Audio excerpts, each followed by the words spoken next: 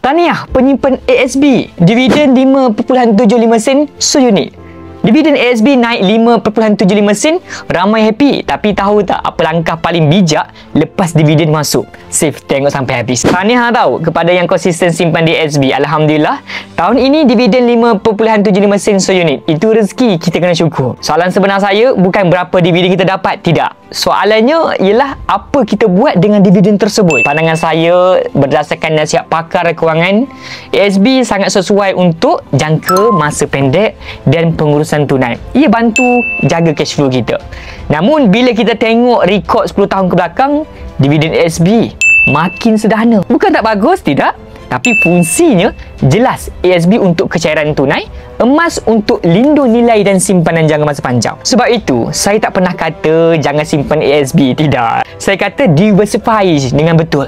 Gunakan dividen ASB dengan bijak. Bahagian boleh guna untuk keperluan, sebahagian lagi boleh ditukarkan kepada emas supaya nilai duit itu dijaga untuk jangka masa panjang. ASB jaga nombor, emas ni jaga nilai. Bila inflasi naik dan nilai ringgit susut, emas berfungsi sebagai pelindung kekayaan. Faham tak?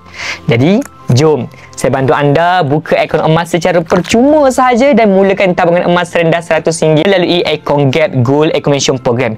Untuk bermula, rujuk pin video saya tentang 4 langkah daftar akaun Public Gold. Saya akan bimbing cara yang terbaik untuk simpan emas untuk anda. Jom kumpul emas 1 gaji.